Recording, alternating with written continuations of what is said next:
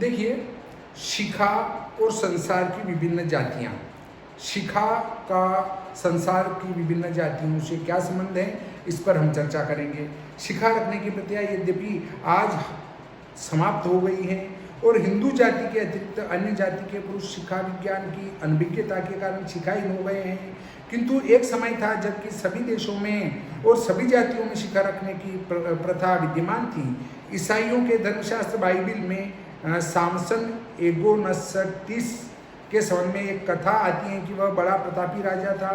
उसके शत्रुओं ने उसे पराजित करने के लिए सभी प्रकार के उपाय किए, किंतु वे सफल न हो सके। अंत में उन्हें मालूम हुआ कि उसने अपने सिर पर शिखा धारण की हुई है, जिसके कारण वह अजय है। कौन, क्या नाम था? बाइबिल में सामसन एगोनसटिस नाम का कथा आई है, बाइबिल से ली गई है।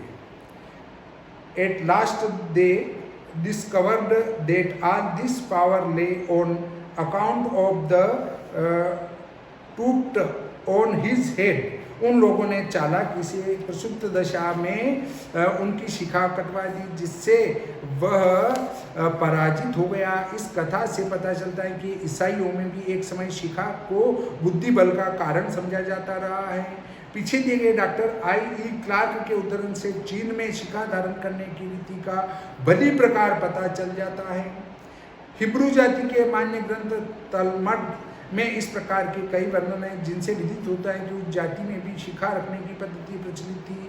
मुसलमानों ने सिर से चोटी को उड़ाया, किंतु वे उससे पीछा न छुड़ा सके। यह उनकी टोपी फाड़कर बाहर निकल आई है। उनकी टोपी को देखिए, काले काले रेशमी दागों का चोटी सदृश गुच्छा आपको उनकी टोपी के ऊपर लटकता हुआ अवश्य दिखाई देगी। यह शिखा की नैतिक विजय नहीं तो क्या है। इस प्रकार धार्मिक, वैज्ञानिक, सांस्कृतिक, सामाजिक और ऐतिहासिक किसी भी दृष्टि से विचार करने पर शिखा का मानव जीवन में महत्वपूर्ण स्थान ठहरता है। आर्य जाति का तो लाखों वर्षों की परंपराओं का इतिहास इसके साथ जुड़ा हुआ है। वीर शिवा, गुरु गोविंद सिंह, हकीकत आदि की उज्जवल वीरता का इतिहास शिखा सूत्र का इतिहास है। वीर बालक जोरावर सिंह और फतेह सिंह ने इसी की रक्षा के लिए दीवारों में चुने जाकर हंसते हंसते मृत्यु का आलिंगन किया, किंतु शिखा सूत्र को नहीं छोड़ा। मतलब सूत्र का अर्थ है ये शिखा, ये शिखा और सूत्र को नहीं छोड़ा। इस प्रकार के महत्वपूर्ण चिन्ह की ओर हमारी आज की उपेक्षा शोचनीय है, जिसका शीघ्र ही परिहार होना चाहिए और प्रत्येक हिंदू को, चाहे वह किसी जाति का क्यों ना हो, इससे भी अधिक हम तो कहेंगे प्रत्येक मनुष्य को बल, आयु, तेज एवं बुद्धि की वृद्धि के लिए शिखा अवश्य धारण करनी चाहिए।